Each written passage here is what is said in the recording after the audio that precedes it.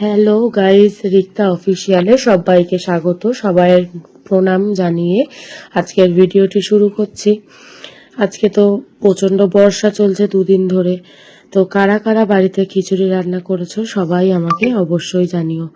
আমাদের বাড়িতে কিন্তু আজকে একটু খিচুড়ি রান্না হয়েছে, যেহেতু বর্ষার ওয়েদার, তো খিচুড়িটা খেতে তো স্বাভাবিক, সবারই ভালো লাগে। আজকে আমাদের বাড়িতে হচ্ছে খিচুড়ি রান্না। আমি যেহেতু একটু কাজে ব্যস্ত ছিলাম, তাই জন্য মা চাল আর ডালটা ভেজে হাঁড়িতে বসিয়ে দিয়েছিল, আমি সেই ক্লিপটা নিতে পারিনি। আর রান্না হয়েছে খিচুড়ি, বেগুন ভাজা আর আলু ভাজা। যেহেতু নিরামিষ ছিল, তাই জন্য আর অন্য কিছু রান্না হয়নি। আর খিচুড়িটার সাথে একটু ভাজাভুজিটাই বেশি ভালো লাগে। আর এখানে গোবিন্দভোগ চাল নিয়েছিলাম। গোবিন্দভোগ চালটা ধুয়ে দেখো, ডালটা সিদ্ধ হওয়ার পরেই আমি ওটা দিয়ে দিয়েছিলাম চালটা হাঁড়িতে। আচ্ছা, দিয়ে দেওয়ার পরে ওটা সেদ্ধ হতে হতেই আমি এদিকে দেখো বেগুন ভাজাটা চাপিয়ে দিয়েছিলাম। বেগুন ভাজাটা চাপিয়ে দেওয়ার পর এদিকে দেখো আমার ডালটা চালটা সিদ্ধ হয়ে গেছে, সেটা আমি একটুখানি দেখে নিচ্ছি। এই যে আমার ডাল আর চালটা পুরোপুরি এবার রেডি। তারপরেই দেখো বেগুন ভাজাটা আমার কমপ্লিট হয়ে গেছে। এরপরে আমি বেগুন ভাজাটা তুলে নেব।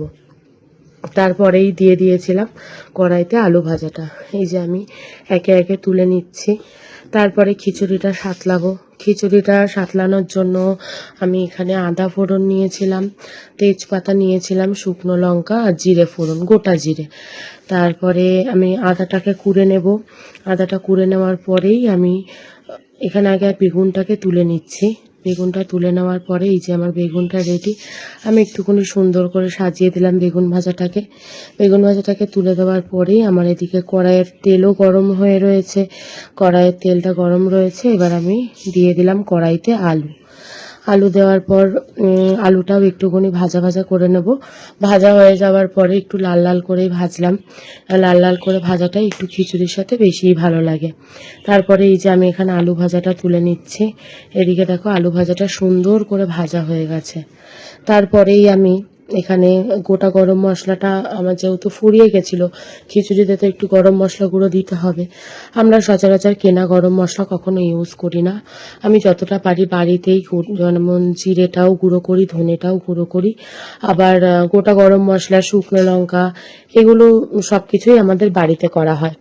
তারপরেই দেখো আমি এখানে এটাই যে জিনিসটা আমি হাতলটা নতুন কিনেছিলাম, এটা আমি মা নৈহাটি গেছিলাম এর মধ্যেই, তখন এটা কিনে এনেছিলাম। এটা দারুণ কাজ করে কিন্তু গাইজ, দেখো অল্প মশলার মধ্যে বা ফোড়ন দেওয়ার জন্য এগুলো ভীষণ উপকারী জিনিস। তো আমি এদিকে গোটা গরম মশলাটা ভাজতে বসিয়ে দিয়েছি, এদিকে আমি আদাটা কুড়ে নিচ্ছিলাম।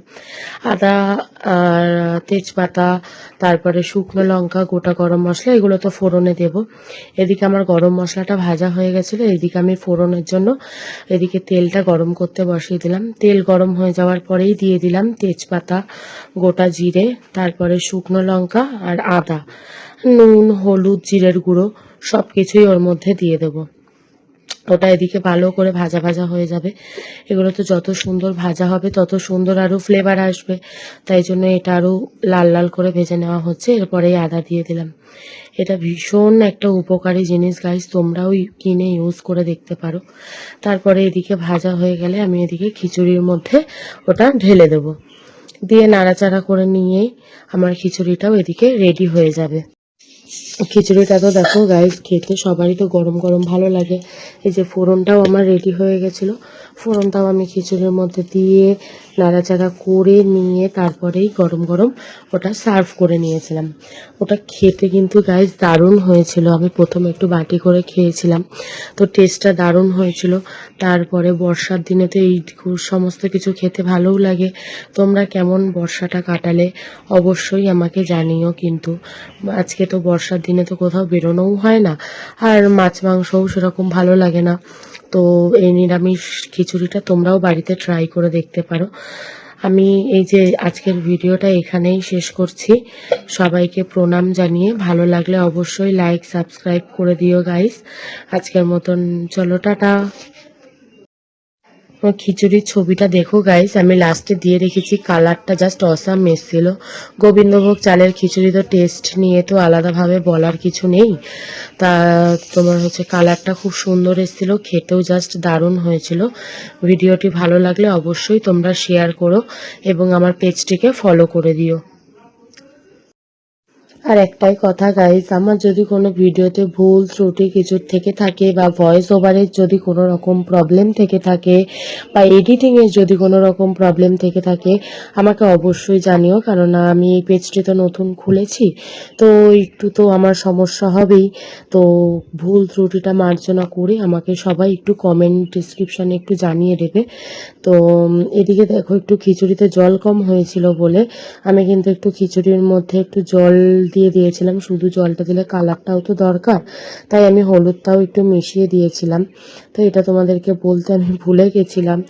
যাই হোক, একটু ক্ষমা করে দিও। এবং আমি তাকে এখানে চিনিও দিয়ে দিচ্ছি, লাস্টে গরম মশলা দিয়ে নিলাম। দেখো গাইস ফটোটা।